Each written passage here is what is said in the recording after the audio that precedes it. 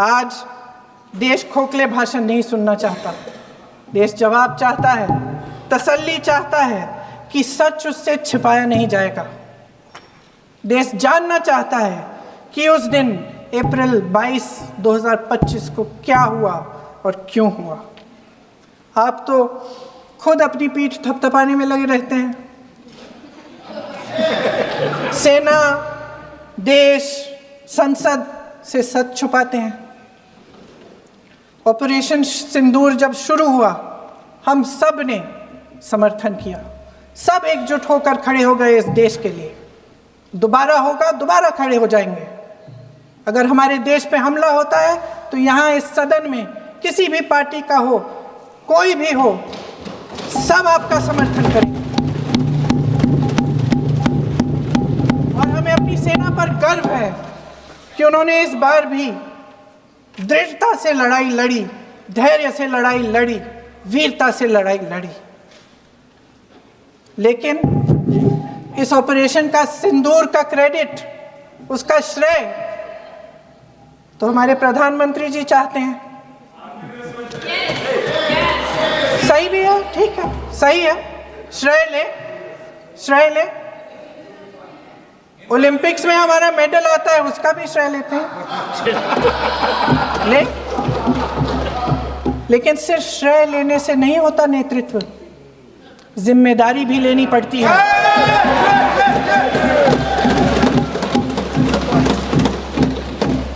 देश के इतिहास में ये पहली बार हुआ, देश के इतिहास में ये पहली बार हुआ कि जंग होते होते ही रुक गई।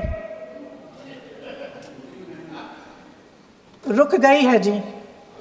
और इस रुकावट का ऐलान हमारी सरकार, हमारी सेना नहीं करती, अमेरिका के प्रेसिडेंट करते हैं, अमेरिका के राष्ट्रपति करते हैं।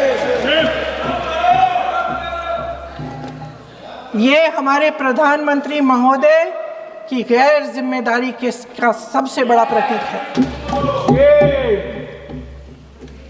आज गृह मंत्री जी ने इस बात पर उल्लेख किया।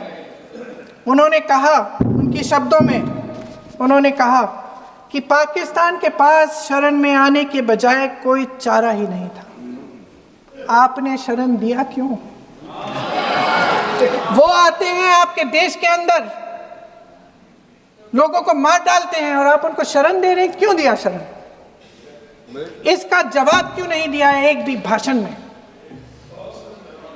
जैसे ये बात उठी, शरण की बात की, हमारे गृह मंत्री जी ने इतिहास में चले गए।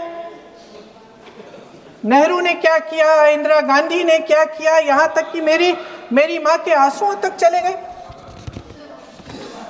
लेकिन इस सवाल का जवाब नहीं दिया कि ये सीज फायर हुआ क्यों, ये जंग रुका क्यों, और तब क्यों रुका जब दुश्मन के पास कोई चारा नहीं था हमारे श्रेय में आने के बजाय।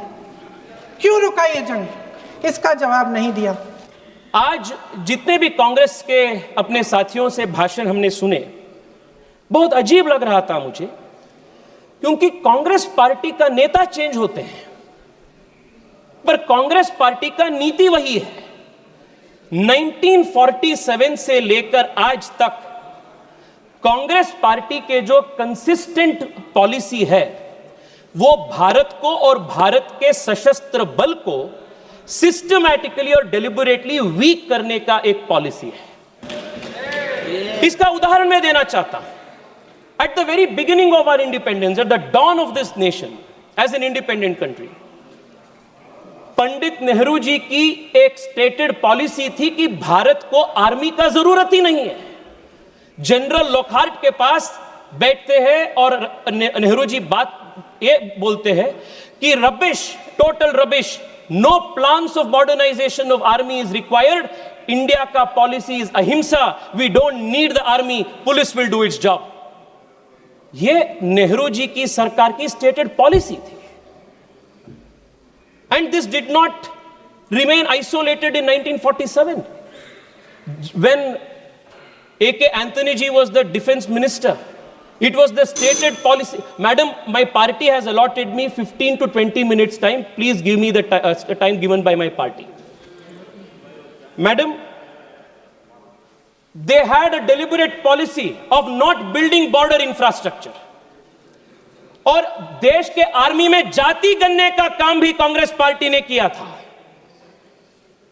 और मैं बैंगलोर से आता हूं, और बैंगलोर के HAL हो, DRDO हो, ऐसे कई सारे इंस्टीट्यूशंस को डेलिबरेटली इन लोगों ने वीकन किए थे।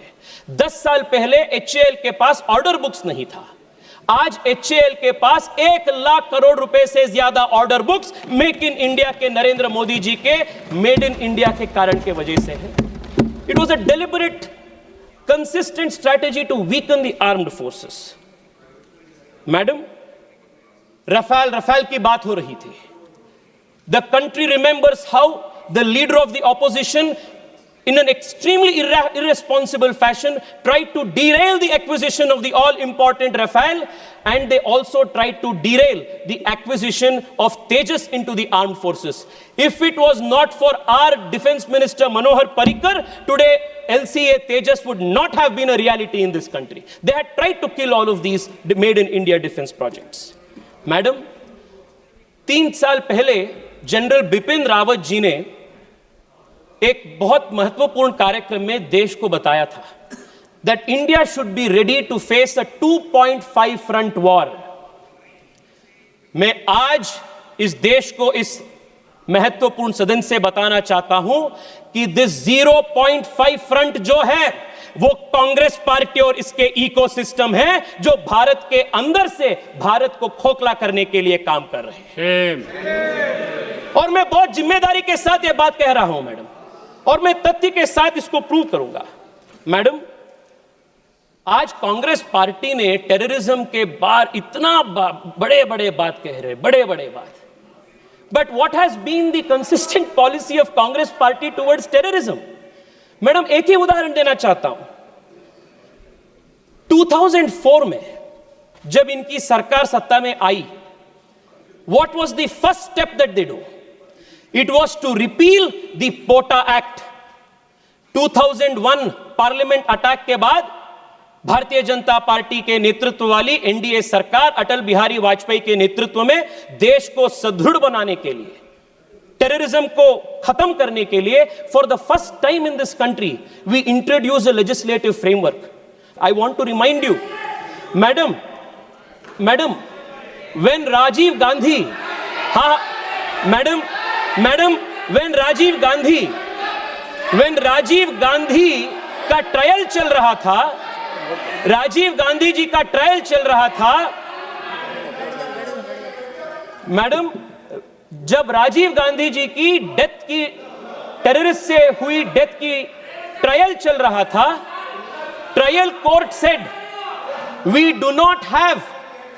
do not have exclusive terror legislations to prosecute. This was the state of affairs of this country.